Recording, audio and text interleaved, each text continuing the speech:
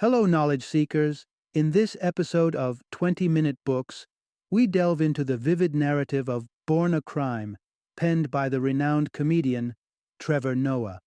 A compelling memoir of his childhood, this book presents a poignant tale of Noah's journey, growing up as a biracial child in the tumultuous phase of apartheid and post-apartheid South Africa. A far cry from the glitz and glamour of the stage, this narrative takes the reader on a journey across the testing landscapes of racial, social, and political upheaval. Showcasing his characteristic wit and humor, Noah weaves a rich tapestry of his life, eloquently illustrating the trials he faced due to his unique racial identity. Trevor Noah, known worldwide for his brilliant comic timing, is not only an acclaimed South African comedian, but also an influential radio and television host. Since 2015, he has held the reins of The Daily Show, bagging numerous awards including the MTV Movie and TV Awards for Best Host in 2017. Born a Crime is a must-read for fans of Trevor Noah who want to delve deeper into his unconventional upbringing. It's also an enriching read for those who yearn to understand the complexities of life during and after apartheid in South Africa, as well as anyone in search of an inspiring and enlightening personal story. Stay tuned as we explore the riveting world of Born a Crime.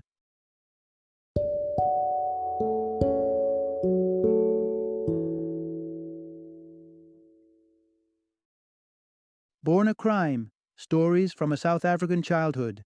Introduction. Delve into the extraordinary life of Trevor Noah and the tumultuous world he was born into. When it was announced that Jon Stewart, the longtime host of Comedy Central's Daily Show, was stepping down, few could have predicted that his replacement would be a youthful comedian from South Africa. Yet, in a twist of events, Trevor Noah took the reins in September 2015. However, this unanticipated career leap was not the first astonishing episode in Noah's life.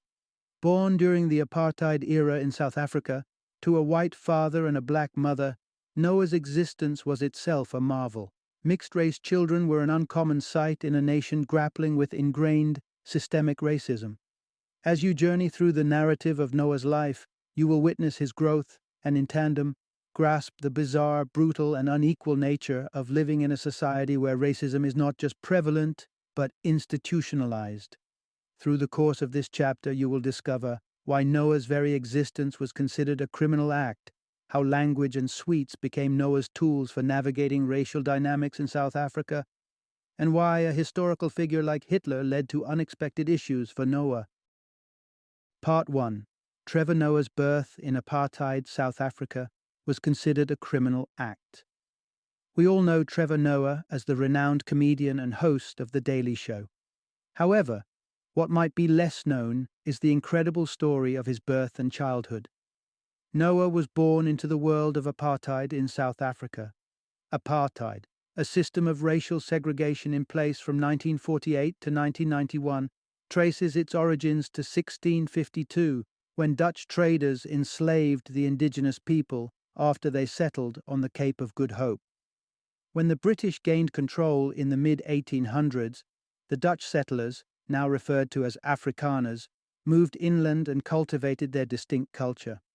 When the British departed, the Afrikaners took charge and developed a complex legal system and surveillance apparatus, extending over 3,000 pages to suppress the black population. One of these laws made interracial relationships a punishable offense. This regulation was philosophically significant for preserving the racist foundation of the system. If races mixed sexually, it would threaten the racist notion of the unnaturalness of racial intermingling. In simple terms, it would threaten racism and a racist system like apartheid. Violators faced imprisonment, men for up to 5 years and women for up to 4. However, in reality, black men were frequently charged with rape, if involved sexually with white women. The offense was so significant to the government that special police units were designated to spy on potential illegal sexual activities. And so, on February 20th, 1984, amidst this turmoil, Noah was born. His mother was black and his father was white. They both risked imprisonment by bringing a child into the world as Noah was literally the living proof of a crime. Part 2. The striking contrasts between Noah's parents were more profound than their racial backgrounds. It's often said that opposites attract, and if we take a closer look at Noah's parents, this axiom appears to hold true. The differences between them were truly stark. Noah's father, Robert, of Swiss-German ancestry, relocated to South Africa in the late 1970s. He was a reserved and introverted individual who couldn't comprehend the entrenched racism of the country. He later pioneered one of Johannesburg's first racially integrated restaurants. However, due to the strictures of apartheid, Noah could only occasionally visit his father. By the time Noah turned 13, the pair lost touch. It was not a reflection of Robert's indifference towards his son. When Noah, at 24, finally managed to visit, he discovered that Robert had been carefully collecting newspaper cuttings about Noah's career and compiled them into a scrapbook. In stark contrast, Patricia Nombuyiselo Noah, Noah's mother, was a spirited, ambitious, and determined woman. She endured a challenging upbringing marked by poverty and rejection from her father.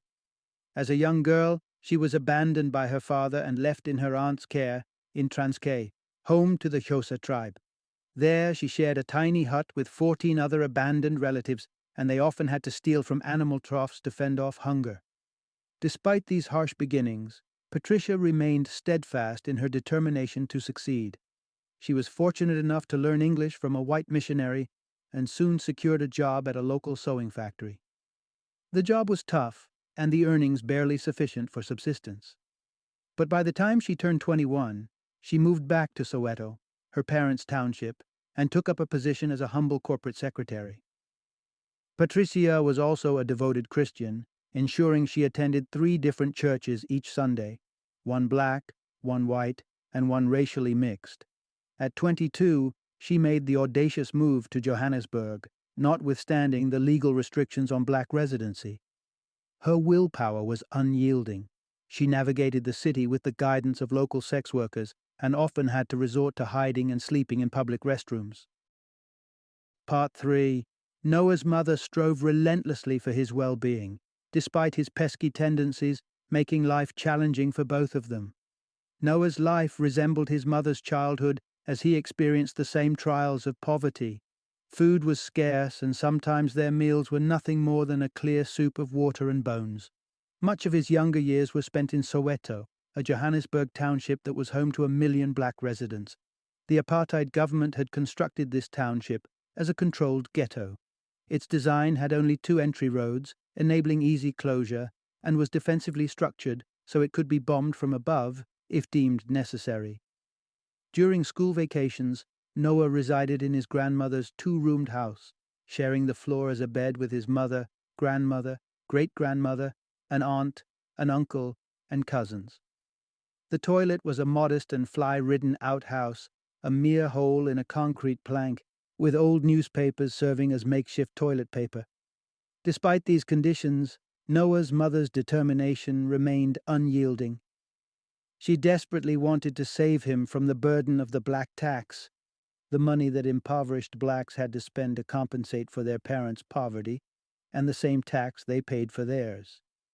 To achieve this, she invested her sparse income in educational resources such as encyclopedias, self-help books, and the Bible.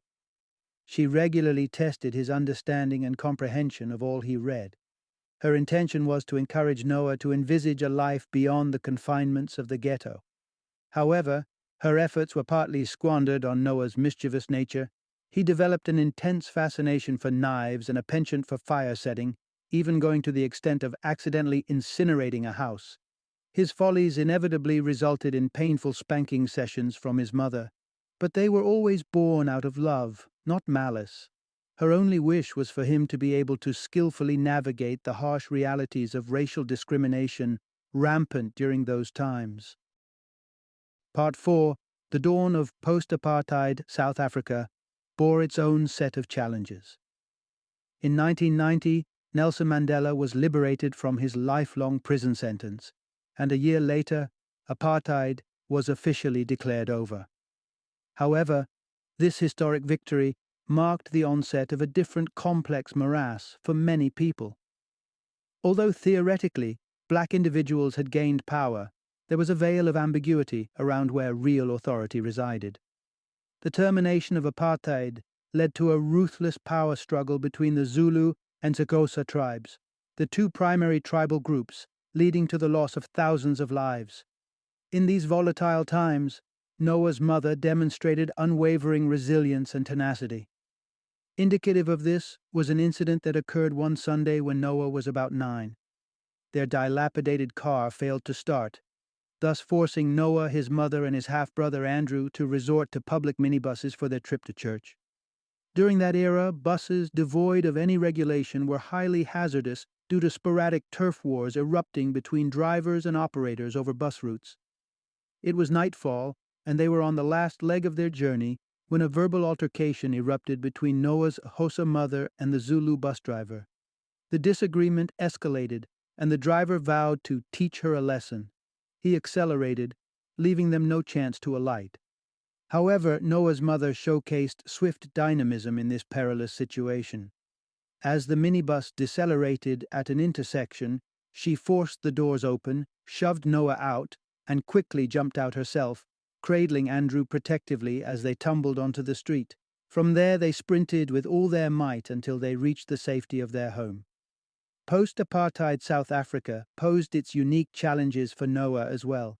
He navigated these trials by harnessing his linguistic abilities. The nation had declared 11 official languages, and Noah endeavored to master several. His linguistic proficiency served him well on several occasions. For instance, once when a gang of Zulu boys were conspiring to mug him under the assumption he was white, he strategically diffused the potential assault by engaging them in Zulu and persuading them to target someone else. They were taken aback by his fluency in their language and left him unharmed, assuming he was from their tribe. Part 5. Colored was Noah's official designation, but he identified as black. Designated as colored during apartheid, an official term referring to individuals who were neither entirely black nor exclusively white, Noah grappled with a unique set of identity issues. Where did he truly fit in? This predicament was accentuated by the cessation of apartheid. Under the apartheid regime, colored individuals were informed that they could ascend to whiteness. This meant that they had the potential to be reclassified. Association with whites insinuated the eventual absorption of you and your progeny into the white category. However, in the wake of apartheid's end, blackness was no longer deemed a disadvantage. Colored people were now free to claim their black heritage. But this newfound freedom ignited instances of identity crisis among some. Noah, however, was unmistakably clear about his identification as black. Having grown up amongst his African mother and family members and speaking multiple African languages, he was at ease in his skin. At school, his close-knit group was composed of black peers, and he even requested to be transferred from a white-dominant class into a black one at one point. Yet Noah was fluent in the art of social adaptability, adeptly navigating within different groups without losing himself. This social grace propelled him into the role of the tuck shop guy, slang for a candy shop operator during his high school years. The queues at the tuck shop for sweets post-assembly were notoriously long, but Noah, always the first in line, crafted a profitable scheme. He began taking orders during assembly, buying the confectionery, and delivering them later for a commission. His diverse clientele encompassed a spectrum of backgrounds, enabling him to seamlessly interact with the affluent, the intellectually inclined, and the sports enthusiasts alike. Moreover, these interactions brought along the additional reward of honing his talent for humor. As he shuffled between these diverse groups, he quickly realized that generously doling out laughter was his passport to acceptance. This marked the burgeoning of his career in comedy. Part 6. During Noah's DJ Zenith, his companion Hitler incited a problem. Noah's entrepreneurial prowess extended beyond his role as the tuck shop guy. At a mere age of 16, he was trafficking illicit CDs, brimming with songs he had downloaded from the internet. A privileged older white schoolmate gifted him a CD writer, a luxury beyond his means, which sparked his venture into CD burning. Propelled by his CD booting success, Noah transitioned towards creating his unique mixes and eventually disc jockeying at parties. His expansive digital music library gave him an edge over vinyl-reliant DJs by allowing him to perform extended sets. His popularity soared, and he began receiving invitations from all corners of the city. He even marshaled his own dance troupe that performed while he spun tracks. However, one member of his dance crew landed Noah in hot water during a performance at a cultural festival hosted by a Jewish school. That individual was the dance crew's most accomplished dancer, and his name, quite unfortunately, was Hitler. The name Hitler might strike as distressing to the Western mindset or anyone with exposure to the atrocities of World War II and the Holocaust. Yet a considerable number of South Africans were only hazily acquainted with Hitler, the man regarded as a powerful leader, but little beyond that. So what's the harm in naming your son after a potent trailblazer? Once Noah started spinning the records and the rhythm took control, he beckoned Hitler via the PA system. Hitler burst into a dance routine, prompting an excited cheer from the crew. They chanted in unison, "Go Hitler, go Hitler, go Hitler," an exuberant display, their arms extended hip-hop style. Unsurprisingly, the music was abruptly halted within moments. The air was thick with outrage, yet Noah and his crew were utterly clueless about the cause of the inflamed tempers. This incident was a stark reminder that possessing business acuity is only a fragment of the larger essence needed to navigate the world peaceably. Part 7. Noah's encounters with legal hassles were not few, and he was fortunate to dodge grave repercussions. Being a DJ proved favorable for Noah, but aside from that, black people grappled to secure employment in post-apartheid South Africa. Officially, with the abolishment of apartheid laws, job opportunities were equally accessible to everyone. However, systemic racism stubbornly persisted, creating a barrier for educated and competent blacks keen on employment. Laws notwithstanding, a xenophobic Afrikaner shop owner would still, in all likelihood, hesitate to hire a person of color. Driven to desperation, black people resorted to criminal activities as one of the scarce avenues for earning money. Hustling diligently, irrespective of skin color, yielded financial returns. Admittedly, Noah veered towards criminality as well. He leveraged his earnings from CD sales and DJ gigs to establish a credit and loan enterprise in Alexandra, a black slum in Johannesburg. His foray into this venture was short-lived, however. During a raid of a party, a policeman shot his computer, thereby destroying his digital song collection and terminating his DJ career. Noah's most perilous brush with the law came later, surreptitiously taking a car from his stepfather's garage for a joyride, a car possibly stolen. Considering its mismatched plate registration, he caught the attention of law enforcement. Noah found himself behind bars on suspicion of theft for a week before a judge, bearing in mind Noah's clean record, determined his bail and trial date. Thankfully, his mother managed to arrange his bail and hire a lawyer. The jail stint provided a harsh insight into the lopsided judicial system. In prison, he met a bulky, intimidating black man who was incarcerated for shoplifting PlayStation games. A mild-mannered individual who had an unfortunate inability to communicate in English or raise bail money. This man, although essentially harmless, faced the inevitability of a prison sentence. The odds, Noah realized, were significantly stacked against him and those of his racial demographic. Part 8. Noah's mother grappled with severe domestic violence, almost losing her life to her ex-spouse. As Noah embarked on his journey of self-discovery and carving a niche in the world, his mother, Patricia, was battling her personal demons. These primarily revolved around Abel, a car mechanic she met when Noah was roughly 6 or 7 years old. They married and had 2 children. However, their relationship soon revealed its sinister underpinnings. Underneath his affable exterior, Abel was a violent alcoholic whose Tsonga name Ninjasavani, meaning be afraid, was an unsettlingly accurate representation of his nature. One harrowing night, with Noah's baby half-brother Andrew in the house, Abel savagely beat Patricia in an inebriated state. Patricia lodged a complaint with the police, only to be met with apathy and victim blaming. The law enforcement officials suggested that she should have refrained from angering her husband. Caught in this ruthless cycle of abuse, Patricia was perpetually gripped by the fear that any attempt to escape could lead to Abel murdering her and the children. Observing his mother's distress and the disheartening inertia to her situation proved to be too overwhelming for Noah. The constant exposure to her abuse and her refusal to break free strained their relationship, driving a wedge between them.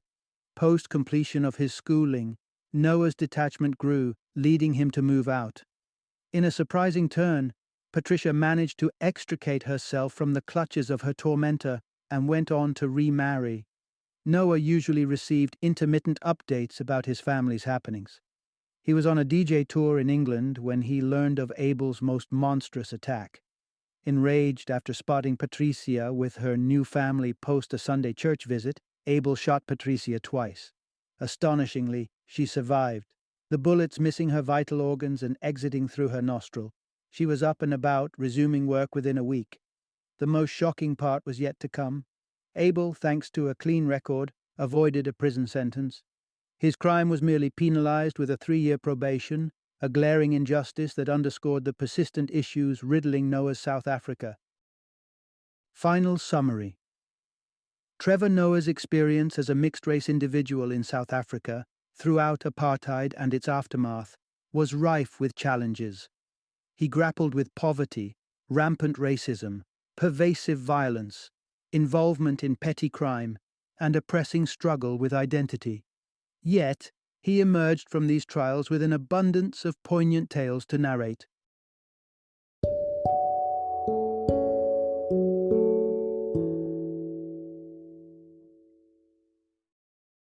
Thank you for joining me today on this journey of learning and discovery as we explored the insights of another thought-provoking book in our growing library of knowledge. If you've enjoyed our time together, please take a moment to follow our podcast, give us a 5-star rating, and share 20-minute books with other knowledge seekers. Your support truly means a lot. Don't forget to join me again in the next episode, where we will delve into another enriching book. Until then, happy reading and happy listening.